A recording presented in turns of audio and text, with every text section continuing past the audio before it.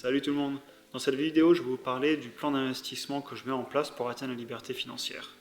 Les calculs que je vais vous présenter, c'est exactement les mêmes que ceux que j'utilise pour calculer combien d'années il va me falloir pour moi-même être libre financièrement.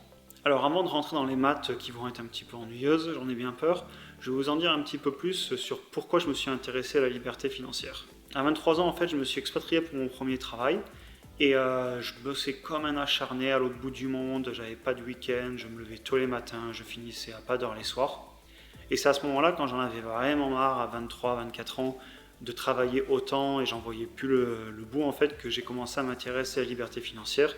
Et aussi parce que quand on vit à l'étranger avec des autres expatriés, c'est des sujets qui sont largement abordés quand vous allez en soirée ou quand vous allez rencontrer des gens dans différents événements.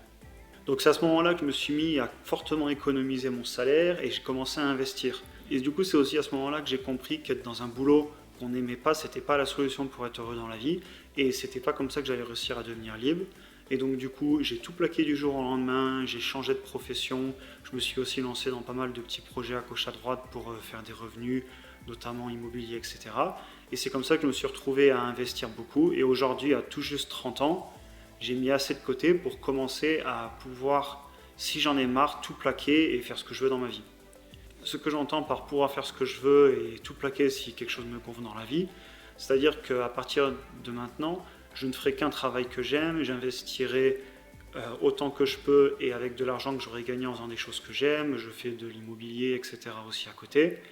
Et j'en suis au moment dans ma vie où je peux claquer la porte à tout moment si quelque chose me déplaît.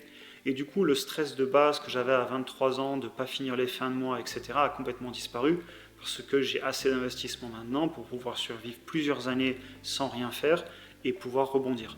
Et ce qui est génial là-dedans, c'est que maintenant, je peux me concentrer à fond sur la création de valeur.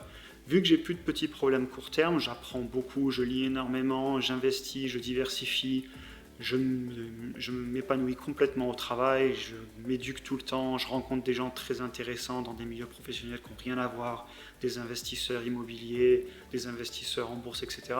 Et si vous voulez, c'est à partir du moment où on se libère vraiment et qu'on commence à rentrer dans ce milieu de la liberté financière et de l'investissement que tout explose dans votre vie. Et c'est exactement ce qui est en train de m'arriver. Alors il m'a fallu 7 ans entre quand j'ai commencé et maintenant on n'est qu'au début de la courbe exponentielle. Et je suis certain que ça va faire que exploser à la hausse. En gros, pour résumer, ce que vous apporte la recherche de la liberté financière, c'est le choix de faire ce que vous voulez dans votre vie. Allez, sur ce, j'ai assez parlé de mes galères de début de carrière et de toutes mes années d'investissement, et je vais vous dire exactement quels sont les calculs que j'ai mis en place pour en arriver où j'en suis et où est-ce que je compte aller en continuant à investir.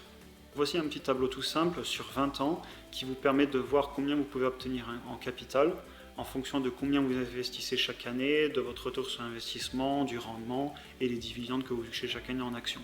Alors j'ai choisi de vous montrer 3 cas un petit peu différents, plus ou moins complexes et plus ou moins ambitieux, et on va les faire les uns après les autres pour voir ce que vous pourriez réussir à faire. Donc le premier cas, vous partez avec un capital de départ de 1000 euros, et ensuite vous allez mettre 6000 euros par an, soit 500 euros par mois, et on part sur un retour sur investissement annuel de 9%, ce qui est, si vous regardez soit le S&P 500, soit le Nasdaq, on est dans des moyennes d'ETF assez connus, de gros ETF bien diversifiés. Évidemment, ce chiffre, c'est sur du très long terme, et d'une année à l'autre, vous pouvez être en négatif, en positif, mais en moyenne, c'est ce que vous pouvez espérer obtenir, d'après en tout cas l'historique depuis des dizaines d'années. Ensuite, vous voyez ce que j'ai mis en année 3 et en année 6, ce sont des gros apports exceptionnels. Donc ce que je m'explique par là, c'est que pour réussir à atteindre la liberté financière, pour moi, on ne peut pas se contenter de son travail. Et par exemple, un des leviers que vous pouvez utiliser, c'est l'immobilier. Par exemple, vous pouvez acheter une maison, la faire retaper et au bout de 3-4 ans, la revendre. En tant que résidence principale, vous ne serez pas imposé et vous pouvez par exemple faire une plus-value de 50 000 euros, ce qui est tout à fait réalisable sur une maison à 200 000 euros. Disons que vous l'achetez en très mauvais état à 100 000 euros, vous mettez 50 000 euros de 3 veaux. Vous vivez 2-3 ans et en plus vous prenez un différé, donc pendant 2 ans vous ne payez pas de loyer puisque vous avez pris un différé de crédit. Et au bout de la 3e année, vous la revendez et vous récupérez une plus-value de 50 000 euros frais d'impôt. D'ailleurs, je connais beaucoup de monde qui le fait, c'est un grand classique de l'investissement en immobilier. Ce n'est pas forcément mes chiffres cela, mais je le fais aussi à titre personnel.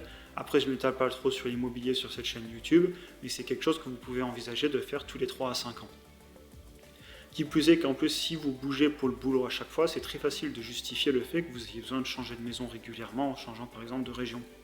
Donc si on regarde les calculs, vous mettez 1000 euros, puis ensuite vous mettez 500 euros par mois. Au bout de 3 ans, vous avez un apport exceptionnel de la vente par exemple d'un bien immobilier, ou par exemple si vous êtes dans l'entrepreneuriat ou si vous êtes un indépendant, ces chiffres seront plus élevés ou moins élevés évidemment selon votre cas. Et ensuite au bout de 3 ans, vous refaites un coup. Rien ne vous empêche d'en refaire plus tard, hein, évidemment. Autant ne pas s'arrêter si vous êtes bon là-dedans. Et donc, globalement, si vous regardez au bout de 10 ans, on sera à plus de 260 000 euros de capital. Et vous toucherez à 1% de dividendes, ce qui est plutôt bas. J'ai pris des chiffres très raisonnables. Vous seriez à plus de 2600 euros par an de dividendes. Et là, surtout, ce qui est important, c'est de ne pas y toucher, de continuer à laisser croître. Et au bout de 20 ans, vous aurez plus de 800 000 euros théoriques. Et c'est globalement ce qui se passe si vous regardez les chiffres historiques. Et vous toucherez à 2%, ce qui est aussi complètement sous-estimé. Mais bon, je vous mets des chiffres très bas comme ça, vous ferez que mieux dans la réalité. Vous auriez 16 000 euros de dividendes avant impôt par an. Donc voilà le cas 1 qui est un cas de base. Maintenant, je vais vous faire le deuxième cas qui est en fait exactement le même. La grosse différence, c'est que maintenant, au lieu d'investir 500 euros par mois, vous allez investir 1000 euros par mois. À mon avis, c'est tout à fait possible. Moi, personnellement, j'investis plus de 1000 euros par mois rien qu'avec mon salaire. Si vous avez un salaire au-delà de 2000 euros, ce qui est tout à fait possible en France, d'ailleurs, je crois que la médiane en France des salaires est à 2300 et quelques euros. Donc, ça veut dire que 50% de la population gagne plus que ça net de la population active. Donc, si vous ne vivez pas dans un endroit trop cher, vous pouvez largement mettre 1000 euros par mois de côté. Donc, si on passe à 12 000 euros par an, vous allez voir, les chiffres sont très différents. Donc là, au bout de 10 ans, vous êtes à plus de 360 000 euros et au bout de 20 ans, au bout de 19 ans d'ailleurs, vous passez le million. Sachant qu'avec les années, vous serez capable de mettre plus de 1000 euros par mois. Et en plus, je ne serais pas étonné que par exemple, au bout de la 12e ou de la 15e année, vous refaisiez encore un gros apport de 30, 40, 50 000 euros. Alors un truc que j'aimerais vous faire remarquer quand même, c'est qu'imaginez si vous commencez cette étape et qu'au bout de 6-7 ans, ce qui est rien sur l'échelle d'une vie, hein, il y a 7 ans, moi j'étais en Chine en train de galérer avec un boulot où je bossais comme un malade et je mettais rien de côté. Si vous regardez en 6-7 ans, vous pouvez vous retrouver avec des centaines de milliers d'euros sur vos comptes. Imaginez le bien que ça fait et à quel point on en arrive, comme je vous disais tout à l'heure, à un moment où on se dit, en fait si mon boulot ne me plaît plus, ben, je me barre. Parce que j'ai de quoi rebondir, parce que j'ai construit du capital pour moi et ma famille et j'en suis déjà à un moment où c'est ce qu'ils appellent en anglais le fuck you money. C'est-à-dire que vous pouvez envoyer tout le monde bouler et faire ce que vous voulez dans votre vie jusqu'à trouver un autre moyen de gagner de l'argent. Aussi, l'autre point intéressant à regarder, c'est qu'au bout d'un moment, vos investissements vont croître plus vite que ce que vous pouvez investir. On regarde par exemple entre la 9e et la 10e année, vous voyez que vos investissements prennent 50 000 euros en un an alors que vous en avez mis que 12 000. Donc si vous voulez, au bout d'un moment, en théorie, on pourrait arrêter d'investir et les chiffres à la fin ne changeraient pas tellement. D'ailleurs, regardez. Je viens d'enlever 10 années où vous avez plus besoin de mettre 1000 euros par mois et on est passé de 1 100 000 à, si je resupprime, 994 000. Imaginez. Donc en fait, c'est l'autre point sur lequel je veux venir. L'important, c'est de beaucoup investir au début. Mettez énormément d'argent entre 20 et 30 ans. Ensuite, profitez de la vie. Et quand vous en serez à 40 ou 50 ans, eh ben bingo, vous êtes à la retraite. Donc vous voyez, ce ne sont pas des maths compliquées. Mais si vous commencez tôt, vous allez devenir libre financièrement en 1 ou 2 décennies. Et sans même trop souffrir, parce que mettre 1000 euros par mois de côté, quand on est un couple, un homme et une femme qui travaillent tous les deux, 1000 euros par mois de côté, c'est pas infaisable. Alors maintenant, on va finir sur le cas numéro 3, où en fait, vous voyez, c'est comme le cas numéro 2 en termes d'apport mensuel et d'apport de capital de départ. Par contre, la différence, c'est le retour sur investissement. Dans le cas numéro 2, vous pouvez tout mettre dans des ETF et votre 9% sur le long terme, où normalement, si tout se passe bien, si ça ne change pas depuis 70 ans, ce qui c'est peu probable, vous allez être dans les clous. Par contre, maintenant, si vous faites par exemple 50% d'ETF et qu'entre 20 et 30 ans, vous mettez beaucoup d'argent dans des actions à croissance. Imaginons par exemple que vous pouvez vous retrouver avec un retour sur investissement annuel de 15%. Et c'est pas improbable, hein, si vous prenez des gens comme Warren Buffett, depuis 70 ans, ils ont un retour sur investissement de 25%. Alors Warren Buffett, c'est un génie, nous on ne va pas faire 25%, mais si on arrive à faire 15% en faisant des investissements assez sécures et long terme sur des belles entreprises comme Apple, Microsoft, de la technologie ou des belles entreprises value comme Coca-Cola, McDonald's, etc., le 15% il est envisageable. Hein. Et donc si on fait du 15%, vous allez voir les chiffres, si on a fait le 15%, eh ben, on vient de passer au lieu de 1 100 000 à 2,5 millions au bout de 20 ans. Et vous regardez le million, on l'avait à 19 ans, maintenant on l'a entre la 14 et 15e année. Et si vous regardez au bout de 10 ans, seulement une décennie, hein, si vous commencez à 25 ans, à 35 ans, vous aurez le demi-million à 1%, ce qui est trop bas parce que la moyenne du S&P 500, je crois que c'est 1,37, il faudrait vérifier. Même si on prenait à 1,37, vous voyez, vous toucheriez 7 000 € de dividendes par an, plus un demi-million de capital.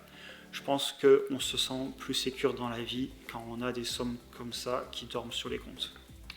Donc voilà, écoutez, c'était des calculs assez simples que je voulais vous présenter. Je pense qu'il faut les faire le plus tôt possible dans la vie pour lancer la machine, pour lancer en fait la boule de neige qui descend la montagne, c'est les effets composés qu'on appelle. Et il n'y a pas de raison de ne pas devenir libre financièrement à partir du moment où on est consistant, qu'on ne touche jamais à son capital, on ne s'amuse pas à aller s'acheter une voiture à 50 000 € avec nos 200 000 € parce que c'est le meilleur moyen de détruire l'effet boule de neige. Mais si vous mettez des calculs assez simples comme ça en place, que vous travaillez dur pour réussir à investir beaucoup au début, quand vous êtes jeune, quand vous avez de l'énergie, soyez pas étonnés si à 35 ans ou 40 ans, vous êtes à la retraite. Bon bah écoutez, sur ce, j'espère que cette petite présentation, ces petits calculs, ils vous ont plu. N'hésitez pas à vous abonner pour voir plus de vidéos ou à me dire ce que vous en pensez dans les commentaires. Et je vous dis à la prochaine.